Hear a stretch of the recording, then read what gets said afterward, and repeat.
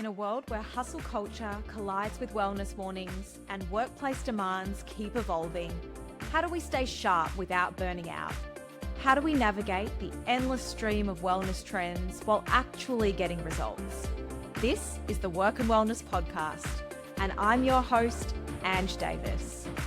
Drawing from my own journey of wins, stumbles, and honest revelations, I'll be bringing you raw, unfiltered conversations with experts and inspiring guests who've been there, lived it, and found a better way.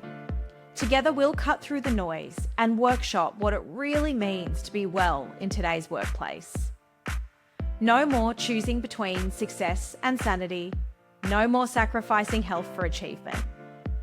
Whether you're struggling with burnout, searching for purpose, or simply ready to work smarter, not harder, you're in the right place.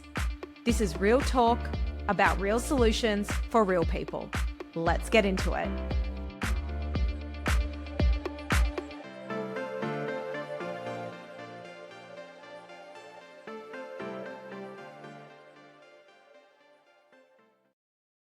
Hello, friends. Welcome to the show.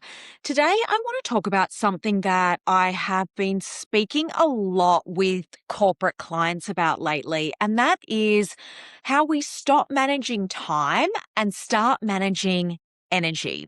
Because what I often see is people come into workplaces and teach us how to manage our calendar and time block and all of that sort of thing, but we don't often talk about how we actually manage our energy because time is actually scarce. It's finite. It is exactly what we have. We have 24 hours in a day, 60 minutes in an hour, 60 seconds in a minute. But energy has the ability to expand and contract, and there are things that we can do to enable that energy to expand, but also to check in with ourselves on where our energy is and when we should be doing certain tasks based on what our energy is looking like. So when we're talking about the fact that time being fixed and energy not being fixed, we can have a completely clear afternoon in the diary and yet still feel like we are not thinking clearly enough to make a decision. And I don't know about you, but there have been many times that I've felt like that.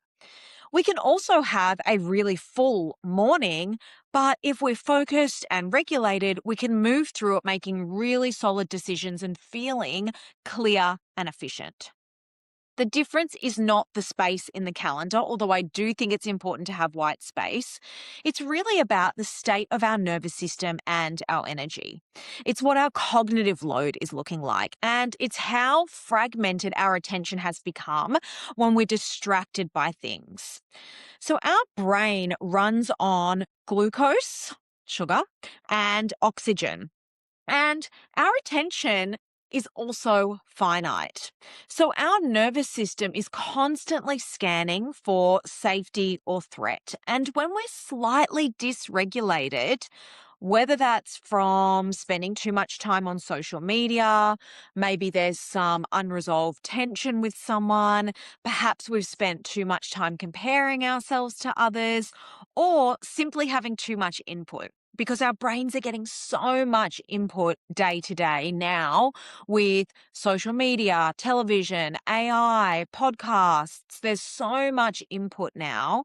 Our energy drains a lot faster than we realize. Because how many of us are sitting in front of the television? Maybe we're watching a Netflix show, but we're also on our phones. And that is a complete energy drain, but it is the reality of a lot of us. I mean, Netflix has even dumbed down their production because they know that people are going to be sitting on their phone while they're watching the TV show or the movie. And they'll also repeat the plot lines multiple times because they know that people are not paying attention. So if Netflix knows well enough that we are overloaded with information, then it's good for us to know that as well. So what I often see, particularly in high performers, is That they view the energy drop often as a personal failing. People who are really tied to high achieving, high performance see it as, well, why aren't I switched on enough? I need to try harder. I need to be more disciplined. I need to work harder. I need to tighten my routine. But energy doesn't respond well to more force. And to be honest with you, I know just as well as anyone what this is like because I used to, and I still get caught in the trap of when I'm feeling like I'm not switched on or I'm not focused, it's easy for me to think about how do I push harder? How do I do more and get down on myself rather than pausing and really thinking about what sort of rest or recuperation do I need? How do I get myself back into a regulated state? And so I have to remind myself of that constantly. It's not about pushing harder and doing more. It's about how do I get myself back into a regulated state so that I can make great decisions and have the energy and focus that I need moving forward. Because when we're regulated, we think more clearly. We communicate with more precision, we make better decisions, we advocate more effectively, we negotiate more calmly, and performance becomes cleaner. So it's about how do we have the least input for the maximal output? I'm an ex banker. So, what is the best ROI? We don't want to be putting so much effort in for reduced output because our energy is low. There are a lot of hidden energy leaks in modern work. So, I want to talk about what these hidden energy leaks are so we can become more aware of them. And I believe everything starts with awareness. Once we're aware, we're then able to make changes so that we can avoid them. One of the ones I see the most, and certainly something that I am guilty of, is rumination. Replaying conversations that we've had with people. Sometimes we anticipate conflict before it even happens. So, if you're going into a meeting and you're anticipating that something might go wrong, that's absolutely something that we do. Imagining worst case scenarios. Sometimes that mental rehearsal can feel really productive. It's like, oh, I'm prepared for the conversation.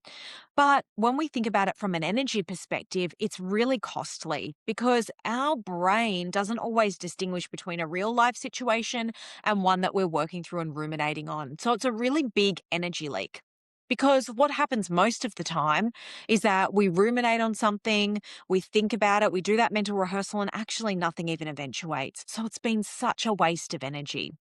Another one is comparison. Comparing ourselves to our peers, to people who are ahead of us. Social media doesn't help with this at all. And hearing about what's going on in the industry and thinking that we should be somewhere that we're not. That really is an energy leak because we're spending so much time thinking about something that we actually have no control over.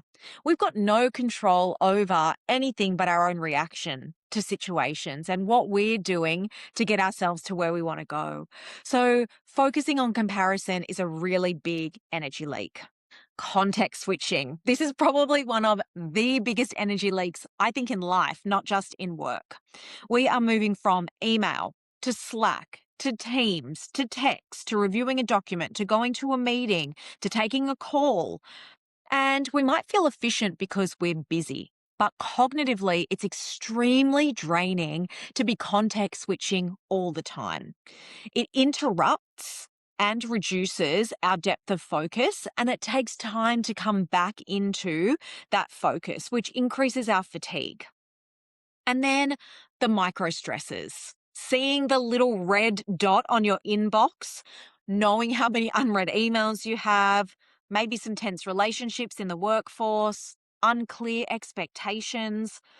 None of these things really feel individually enormous, but collectively they keep our nervous system slightly activated, slightly on, constantly thinking subconsciously about the things that we have to do or trying to seek clarity for.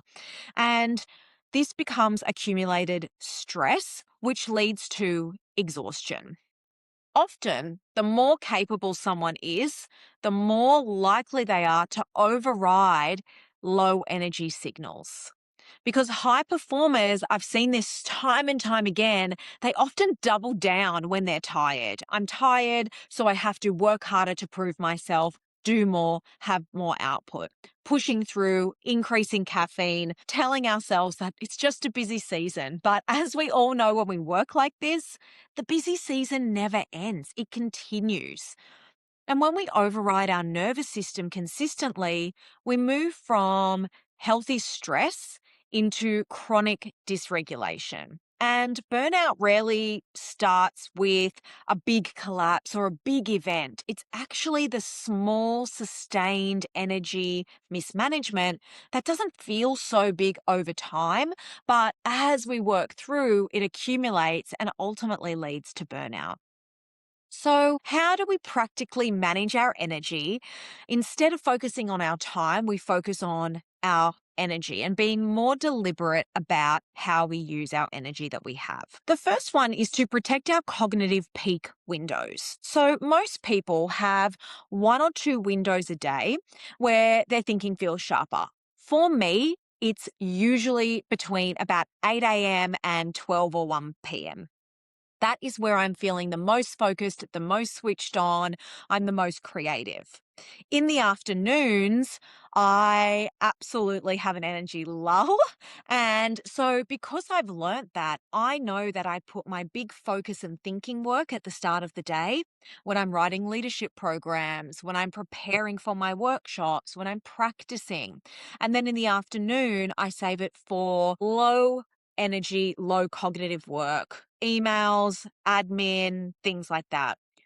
Rarely am I making big decisions in the afternoon, and it's very rare that a big decision needs to be made right at the time that can't wait till the following morning. I think too often we give our best energy to our inbox and our worst energy to the work that actually matters because subconsciously and psychologically, it feels like we're getting through stuff when we're responding to emails. And so it gives us that little boost of dopamine to think we've been productive. I encourage you to think about, when do you feel most energy during your day, and how can you switch up your thinking to use that energy on the tasks that require the most focus. And when you're feeling tired, save that for your admin or your tasks that just don't require judgment and decision making. The second way that you can manage your energy is to regulate before you react. I talk a lot about this. So before a important meeting or before a difficult conversation, can you take 2 minutes to regulate your nervous system? This might be a few rounds of the Stanford breaths that I talk about, a big inhale, extra sip of air, big long exhale. So maybe do 2 or 3 rounds of that to regulate yourself. Or it might be just stepping outside for a short walk to just physically get your energy out. Because when you walk into a conversation regulated, you're conserving your energy because we're not defending or over explaining or bracing. We can be really well regulated. We can respond instead of react. And we have the self awareness to understand whether we're able to make a decision right now or whether we need to pause and take a break and come back with a decision. The third way is to create containment around context switching. So, a great example of this is batching emails. So, having a few moments in your day that you spend on emails. So, there might be two separate times throughout your day that you're responding to emails. I would turn off non essential notifications. There is no reason, unless Instagram is your job, to have Instagram notifications popping up on your phone. In fact, there is no reason to have email notifications popping up on your phone. It is complete distraction and energy leak. Define your communication windows. When are the times that you prefer to have meetings? If you can dictate that, sometimes we can't in a workplace, and that's okay. But are there times where you take calls or batch calls so that you're not context switching? Are there times when you have full thinking hours? So in my diary, I block large portions of a Monday as my deep work and deep focus time. It's when I write workshops, it's when I do research, it's when I focus on new content or writing out things for clients. And that really helps. I try and have Monday as a meeting free day. So my mindset straight after I get back from the gym is focusing on deep work.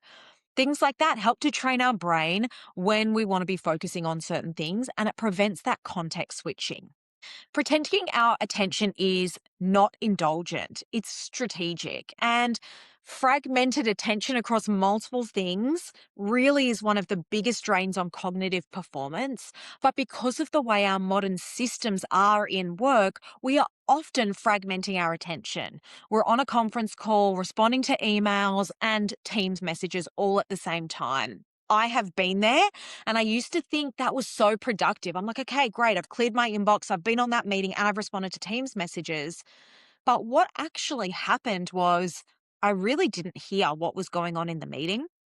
The responses to the emails were surface level, and I wasn't pausing to think, what is this actually asking, or is it asking the right question? And when I was responding to the Teams messages, I wasn't even necessarily responding correctly based on what the person was saying. So you end up then having all of this rework or clarification work. So it's really not actually more productive. Not only is your energy drained, but you actually have to go back and redo so much of the work that you did in that time. And then the fourth tip to manage your energy is to discharge your stress physically. Stress is physiological, and so it requires a physiological outlet. Movement snacks between meetings are some of my absolute favorite ways to help to discharge stress. So you'll have heard me say many times before, 10 squats every hour, or go for a walk around the block. Can you take your meeting walking? Can you dial in? Or if it's with a person, can you do your meeting walking? Can you do a few stretches at your desk? It sounds funny to say, but moving our body physically is a great way to discharge stress. If you've lost focus, doing 10 squats is an incredibly fast way to bring that focus back because it gets the blood pumping around the body and it sends that blood up to the brain. So I think, energy really is what we should be trying to focus on rather than time management. There are so many time management skills and tools and books out there, but it's really about how do we optimize our attention and our energy. Because as I said at the start, when we are regulated and energized, we advocate better for ourselves, we make better decisions, we communicate more clearly, and we're able to do our work in less time to give ourselves more time back to do the things that we want to do. Just because our workday hours have been set at a certain hour, wouldn't you rather just have some time back in the diary to work on interesting projects or spend some more time with your family? Because just because our workday says it should be 9 to 5 or 8 till 6 or whatever it is, doesn't mean that if we can work within our energetic rhythm, that we can't have some more time back to do the things that bring us a lot of joy. So I'm going to leave you with a question to ask yourself every day. Instead of asking yourself, how do I physically get more done today? Maybe ask yourself, where is my energy leaking? And a good way to be aware of that is just to look back over your calendar at the end of the week and see where your energy drained you and what tasks gave you energy. And it can help even from a day-to-day perspective, just to write down, even on an hourly basis for a day or two, it doesn't need to be too lengthy, where you felt energized and where you felt depleted. And notice, what were you doing around that time? What time of day was it? You'll start to see a pattern emerge so that you could use that really effectively. As a reminder, time is fixed. Energy is flexible. And I think, why wouldn't we try and optimize the thing that has infinite possibility? When we manage energy well, we stop feeling like we're behind even when we're busy. And I think really that's the big shift, because we all want to feel energized and engaged in our work and not be just managed to the clock and time blocking everything. It really is about, how do you optimize your energy each day, being able to regulate our nervous system to understand where our energy is, and then doing the tasks that fit with that energy at the time. Thanks for listening. Thanks for joining me on Work and Wellness. If today's episode resonated with you, remember, someone in your network might need to hear this too. Share it with a colleague or friend who could use these insights. I'd love to keep the conversation going, so find us on Instagram at Mind Your Grit, where we share daily tips and continue these discussions. And if you found value in today's episode, please take time to rate and review the show. It makes such a huge difference and helps other people discover conversations they might really need. Don't forget to hit subscribe so you never miss an episode. Each week, we're building a community of people who believe that success and well-being go hand in hand. You can find the notes, resources, and links from today's episode at mindyourgrit.com. This is Work and Wellness with Davies. Your work matters, your wellness matters, and this is where it all comes together. See you next week.